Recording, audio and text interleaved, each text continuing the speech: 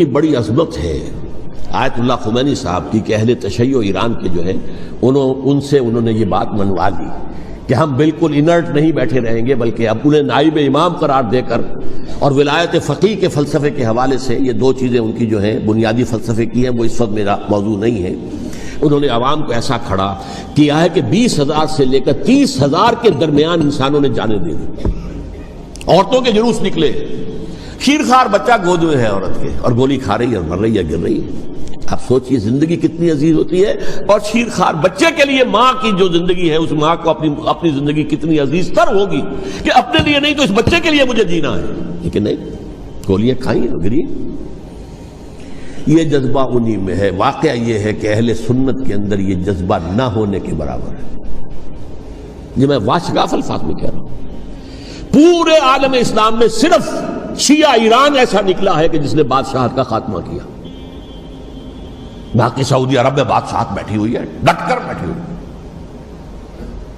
اربوں ڈالر کا ایک ایک محل بنتا ہے ان بادشاہوں کا، اور سنی سن ہے، سن، کوئی حرکت نہیں۔ وہ تو اب جو حرکت ہو رہی ہے وہ اینٹی امریکن حرکت ہے جو ہو رہی ہے، وہ در حقیقت وہ مسئلہ بالکل دوسرا ہے جو اس وقت ہو رہا ہے، لیکن یہ کہ عالم اسلام میں کوئی تحریک ایسے نہیں اٹھی۔ یہ اہل تشیع میں ہے جو بالکل استثنائی بات ہے کہ انہوں نے جو ہے ایسا بادشاہ جس کو کہا جاتا تھا کہ اس کا جو اسلحہ خانہ ہے وہ ایشیا میں سب سے بڑا اسلحہ خانہ ہے، جو 2500 سالہ پرانی جو ایک عظمت تھی ایران کی اس کو دوبارہ تازہ اور زندہ کرنا چاہتا تھا، 2500 سالہ برسی اس نے منائی تھی، اس کے لیے ایک شہر آباد کیا تھا کہ خسرو یا سائرس یا ذوالقرنین قرآن مجید کی اصطلاح میں اس کی یادگار بنائی تھی، اور وہ سوچ رہا تھا کہ وہی عظمت دوبارہ ایران کی ہوگی جو کہ خسرو کے زمانے میں تھی، جس کا قرآن مجید میں سورہ کہف کے اندر ذکر ہے، مشرقی فتوحات، مغربی فتوحات، شمالی فتوحات۔ تو وہ بادشاہ ہے اس کو بھاگنا پڑا وہاں قربانی کی وجہ سے۔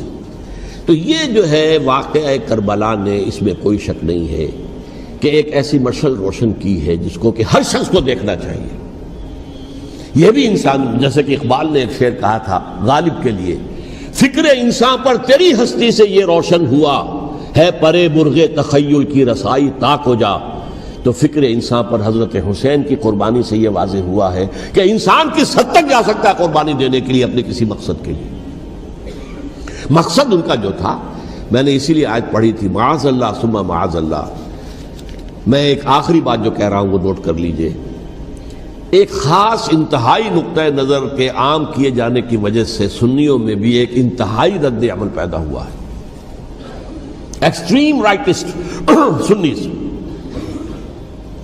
اگر ایک طرف سے حملہ کیا گیا ہے حضرت عثمان کی نیت پر، ان کو خیانت کا الزام لگایا گیا، ان پر اقربا پروری کا الزام لگایا گیا، حضرت ابو موسیٰ شریف پر خیانت اور غداری کا الزام لگایا گیا، یہ ساری چیزیں اگر صحابہ کرام کے اوپر ہوئی ہیں، امیر معاویہ پر، امیر اور عمرو بن العاص پر، تو جواب میں کچھ لوگ کھڑے ہو گئے، حضرت علی وہ اقتدار کے طالب تھے، معاذ اللہ ثم معاذ اللہ ثم معاذ اللہ۔ یہ اہل سنت کا موقف نہیں ہے۔ حضرت حسین اقتدار کے طالب تھے، ہرگز نہیں، ہرگز نہیں، ہرگز نہیں۔ وہی اصول جو میں نے بتایا تھا سب کے لیے لاگو رہے گا، وہ امیر معاویہ کے لیے ہے تو حضرت علی کے لیے بھی ہے، حضرت حسین کے لیے بھی ہے۔ یہ نیک نیت ہے، آپ ان کی کسی رائے سے اختلاف کر سکتے ہیں لیکن ان کی نیت پر حملہ نہیں کریں گے۔ نیت پر حملہ کریں گے آپ کا ایمان بالرسالت جو ہے وہ مجروح ہو جاتا۔ یہ رسول کے ساتھ بھی ہے، رسول نے ان کا تزکیہ کیا، یتلو علیہم آیاتہ ویزکیہم، اس کا سارا عمل محمد کا کیا ہوا ہے صلی اللہ علیہ وسلم۔ تو صحابی کے معاملے میں یہ ہمارے ہاں ان کو اہل سنت جو ہیں جو معتدل مزاج کے، اور اکثریت ان کی، یہ تو چند لوگ ہیں، ذرا قلم چلا لیتے ہیں تو ان کی بہت سی کچھ چھوٹی چھوٹی کتابیں بھی شائع ہو گئی ہیں بہت، لیکن انہیں اہل سنت نے قرار دیا ناسبی یا خارجی۔ جیسے خوارج نے کہا تھا حضرت علی بھی کافر ہیں اور حضرت امیر معاویہ بھی کافر ہیں، حضرت عمرو بن العاص بھی کافر ہیں، معاذ اللہ ثم معاذ اللہ۔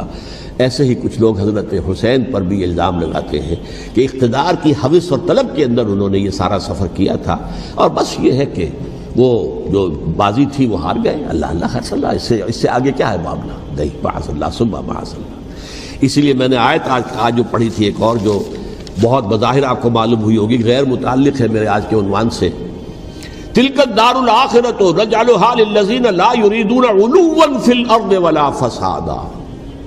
یہ سورہ قصص کے آخری آیات میں سے. دیکھو یہ آخرت کا گھر جو ہے وہ ہم خاص کر دیں گے ان لوگوں کے لیے جو اس زمین میں اپنے اقتدار کے طالب نہیں ہوتے.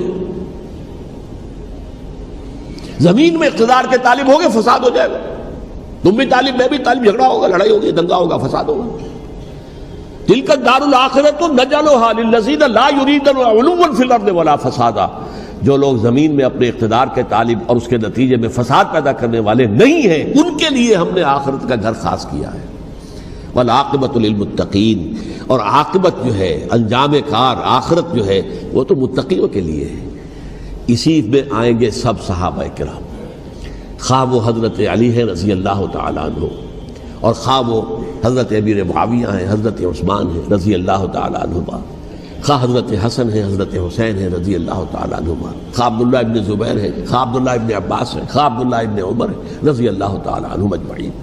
اس اصول کو سامنے رکھ کر اختلاف آپ کر سکتے ہیں کسی سے بھی, لیکن کسی کی نیت پر حملہ کریں گے تو اصل میں آپ کا ایمان بالرسالت مجروح ہو جائے گا.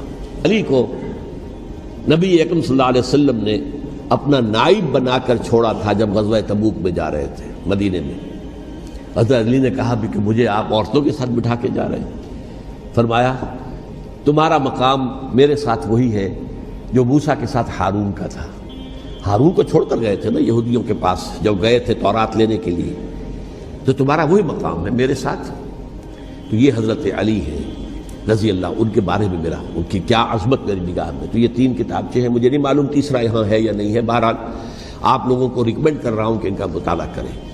اب یہ کہ آخری بات یہ کہ اصل ہمارے کرنے کا کام کیا ہے. دیکھیے کیوں نہیں کیا کسی نے بھی خروج کا معاملہ, وہ میں واضح کر چکا ہوں. بغاوت نہیں کی, کیوں؟ ایک تو ریاست اور حکومت میں فرق نہیں تھا. ذرا کھڑا ہو اور وہ باغی قرار پائیں گے, واجب القتل ہو جائیں گے, فتوے کی زد میں آ جائیں گے. یہ معاملہ تھا. اور دوسرے یہ کہ عمارت پوری گری نہیں تھی, ایک منزل گری تھی نا. آج ہم کہاں کھڑے ہیں؟ پوری عمارت گری ہوئی ہے. نہ شرعی عدالتیں ہیں, نہ شرعی فیصلے ہیں, نہ احکام الہی نافذ ہیں, نہ حدود اور قصاص کے معاملات, کچھ بھی نہیں. ہمارا فرض کیا ہے؟ حضرت حسین کی مدح کرتے رہیے, تعریف کرتے رہیے, صحابہ کرام کی مدح کرتے رہیے, مدح صحابہ, اس کے لیے مجلسیں قائم ہو رہی. بھائی کر کیا رہے ہو؟ تھے تو آبا وہ تمہارے ہی, مگر تم کیا ہو؟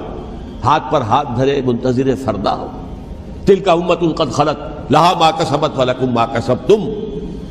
وہ تو ایک امت تھی جو چلی گئی, اللہ کے ہاں پہنچ گئے. جو کچھ انہوں نے کمایا وہ ان کے لیے, تمہارے لیے نہیں ہے. تمہارے لیے وہ ہوگا جو تم کماؤ گے.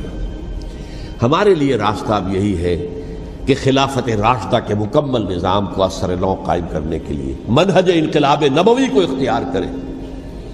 میری کتاب اس پر, کیسٹس اس پر, آڈیو کیسٹس, ویڈیو کیسٹ, سی ڈیز, نہ معلوم ڈی وی ڈی, سب کچھ موجود. سیرت النبی پر تو میں عرض کر چکا ہوں. فلسفہ سیرت النبی سمجھنا ہے تو میری کتاب پڑھیے, ورنہ سیرت النبی آپ پڑھ لیں گے, واقعات معلوم ہو جائیں گے, فلسفہ سیرت سامنے نہیں آئے. اس کا آپ مطالعہ کریں گے میری کتاب سے.